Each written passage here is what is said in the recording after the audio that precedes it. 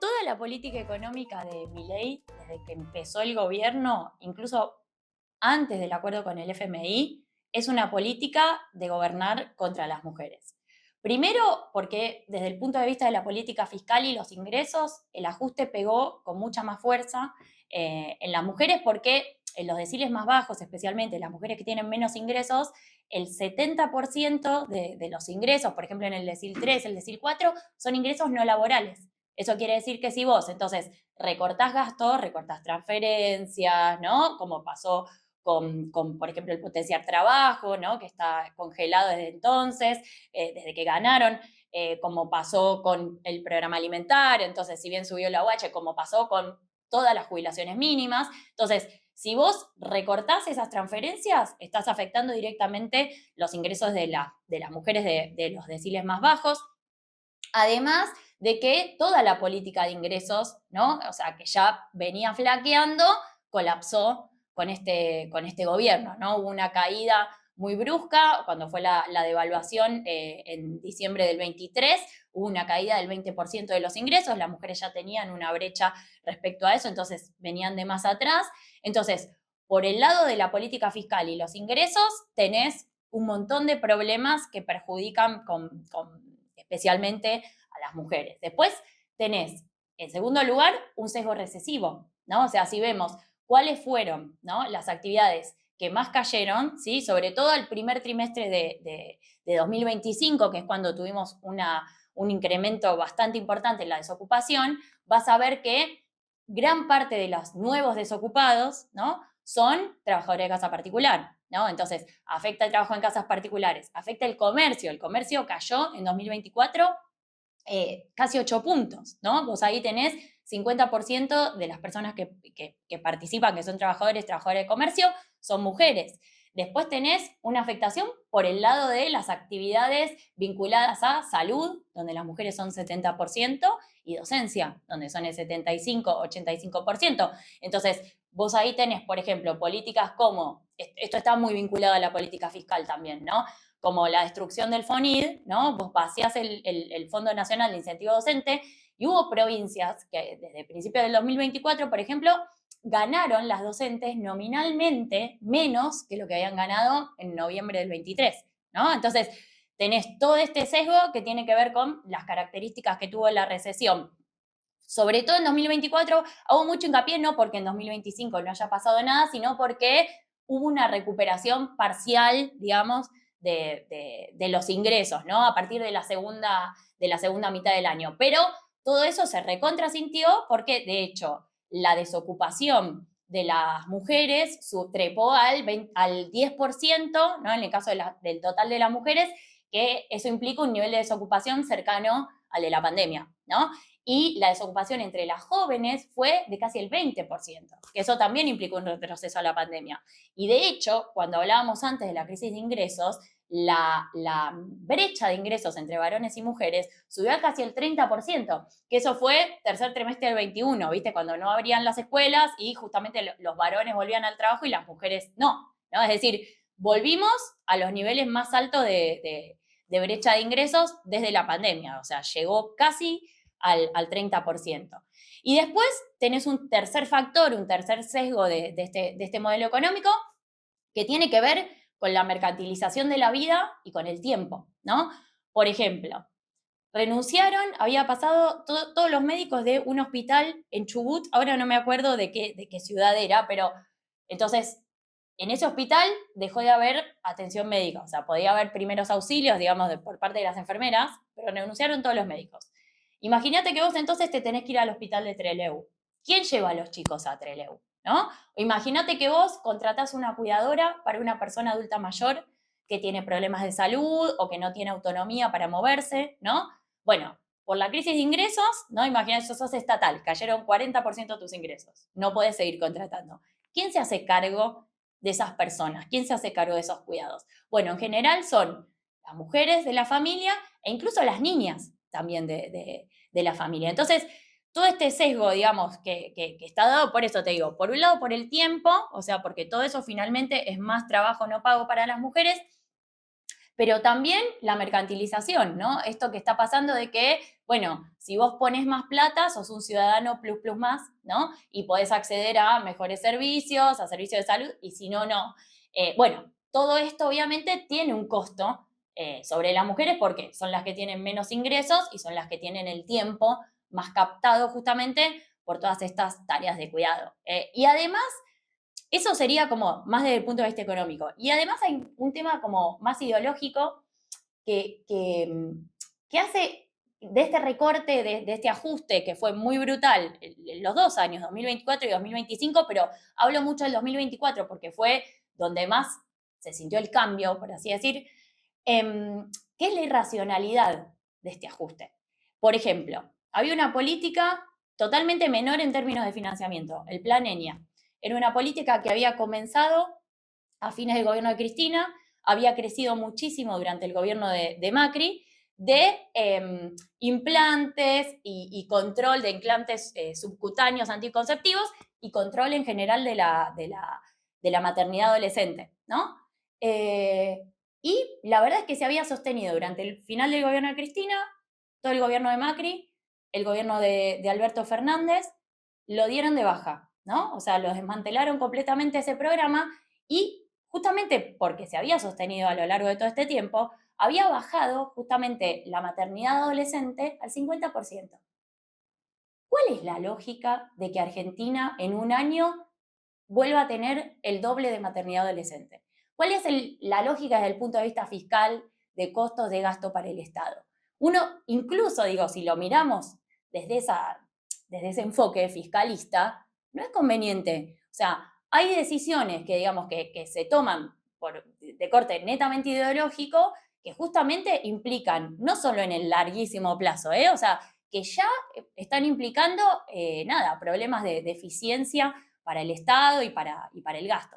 Entonces, bueno, me parece que es eso, ¿no? O sea, toda una política económica de gobernar contra las mujeres y después estas decisiones ideológicas de desmantelar esto, leña, los programas de prevención de la violencia, ¿no? El acompañar, o sea, todas estas políticas que la verdad que no tienen un beneficio real, o sea, no redundan en más equilibrio fiscal, o sea, incluso si nos ponemos desde ese enfoque, tampoco sirve.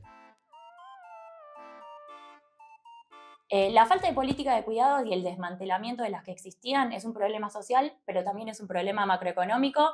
Sobre todo, yo veo dos motivos, ¿no?, salientes. Hay uno que es estructural, que es la economía de los cuidados, si estuviera remunerada, representaría alrededor del 20% de nuestro PBI, por encima de sectores como el comercio, como la industria.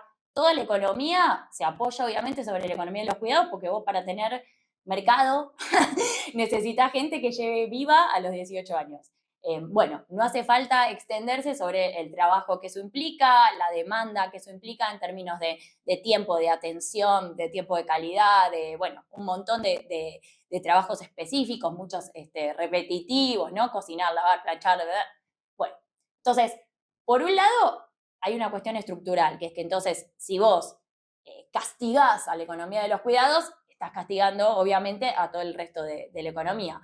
Pero además, me parece que hay un factor particular, que es que ahora esta crisis de los cuidados se cruza de manera que creo que peor que en la pandemia con una crisis de ingresos, ¿no? Entonces, si vos ahora necesitas la mitad de un ingreso promedio en Argentina para tener un bebé, entonces, ¿quién va a tener bebés? ¿No? Si bien obviamente esto hay toda una discusión, ¿no?, sobre la sostenibilidad del sistema previsional, obviamente que hay otras maneras, que se puede ir por el lado impositivo para pensar un sistema previsional que sea más sostenible. Pero también si vos ni siquiera podés llegar a la tasa de, digamos, ay, no me sale, a la fecundidad de recambio. Ahí está. ¿Puedo volver sobre eso? Sí. Pero si vos ni siquiera puedes alcanzar la tasa de fecundidad de recambio, ¿no?, de recambio generacional, y estás ante un problema no solo previsional, o sea, no puedes tener, es muy difícil planificar en general una política industrial, o sea, es muy difícil tener política económica si justamente, ¿no? Si tener hijos implica la mitad del ingreso medio. Entonces me parece que es un problema macroeconómico la crisis de los cuidados, pero fundamentalmente ahora es un problema macroeconómico en la medida en la que se cruza con la crisis de ingresos, ¿no? Para las mujeres, aparte decíamos, bueno, es la mitad de un ingreso medio tener un bebé, para las mujeres es el 60% de un ingreso medio. Entonces, bueno, la verdad es que me parece que va a haber muchas cosas para revisar a futuro, porque sí, efectivamente esto no es que hay que esperar 20 años, 30 años, qué sé yo.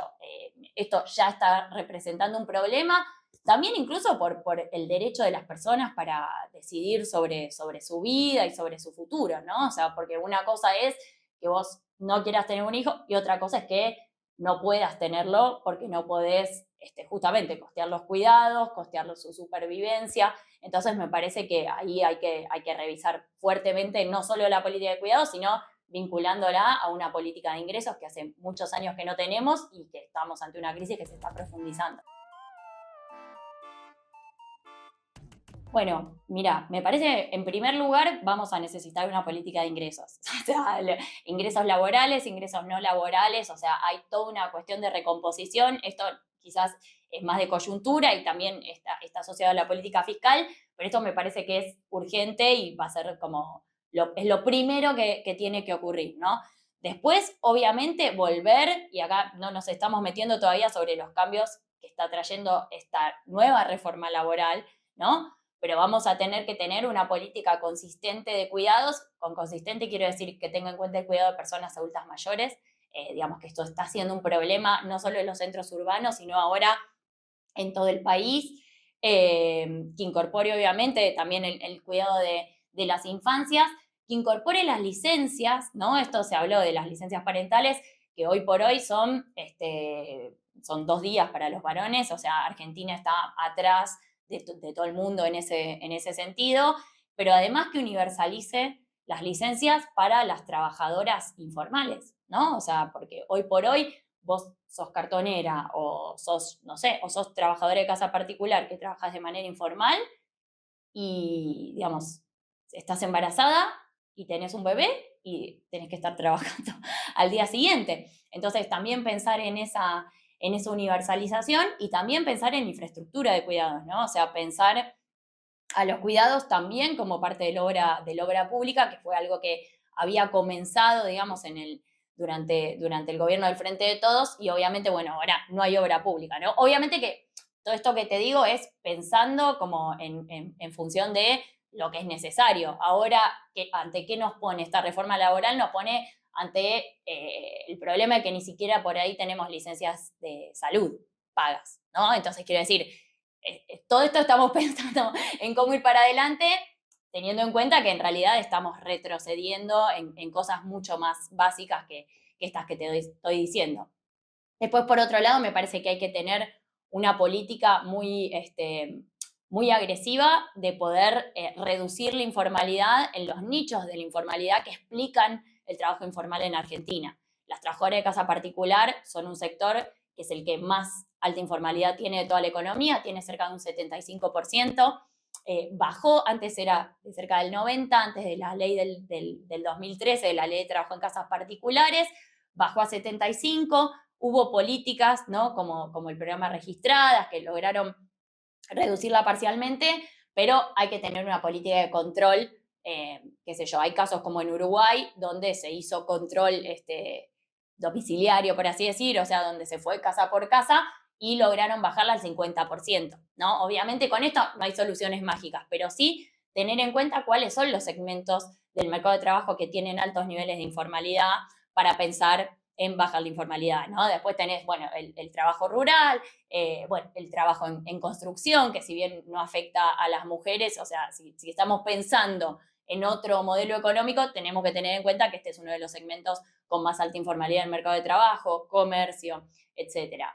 Y después me parece que otra cosa que nos queda pendiente y que también, viste, no es una locura, existe, digamos, han habido experiencias en países escandinavos, en Alemania también, de inserción de las mujeres en sectores estratégicos de la economía a través de una política integral que tenga en cuenta, por ejemplo, las escuelas técnicas, los institutos también terciarios, es decir, no solamente centrarnos en el curso de programación, ¿no? Que es lo que se viene haciendo hasta ahora, sino poder pensar en cómo vincular, digamos, a muchas chicas que ya están, digamos, yendo a escuelas técnicas, que ya están teniendo esta vocación, cómo vincularlas con el mercado de trabajo de manera realista, ¿no? Y viable.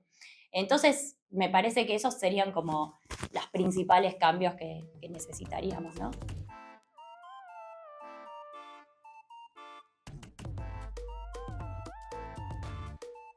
Bueno, lo principal del índice de alcance del pedido promedio para medir los ingresos de la economía de plataforma tiene que ver con poder llegar a un indicador objetivo. Eso es algo que hasta ahora no venía existiendo en este segmento, que es altamente opaco, que tiene muchos más problemas, digamos, que otros segmentos, incluso de la economía informal, que tienen por ahí algún valor de referencia, como puede ser el salario mínimo o lo que sea, ¿no? O el salario o el convenio del sector.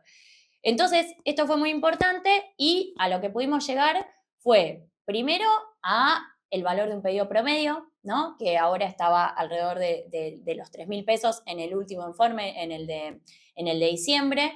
Pudimos llegar a la construcción de este indicador que lo que nos dice es cuántos pedidos promedio hacen falta para cubrir la canasta básica de un hogar tipo, ¿no? Fue en septiembre, fueron 461 pedidos y ahora en diciembre fueron alrededor de 450 pedidos.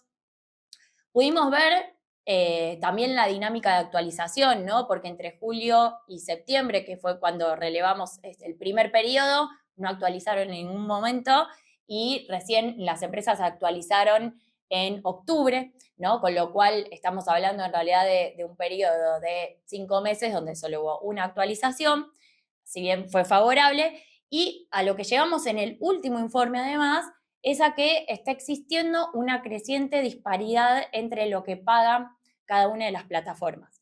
Nosotros calculábamos para Rappi y para Pedido Ya, ¿no? Que son las principales plataformas de delivery, y si en el primer informe estaba, el valor del pedido promedio estaba similar para ambas plataformas, ahora lo que vimos es que a partir de octubre, con la actualización, se empieza a abrir esa distancia o esa brecha, y entonces si un trabajador de Rappi para alcanzar una canasta de un hogar tipo necesita hacer, creo que 570, o sea, casi 600 pedidos, el de Pedido Ya tiene que hacer alrededor de 350, ¿no? Entonces vemos una ampliación que no era tan marcada ni por casualidad en el primer informe, y bueno, y es raro porque hasta ahora las empresas venían actualizando en tándem por lo que veníamos viendo, pero bueno, nos habla de una creciente desigualdad aún dentro del sector de plataformas.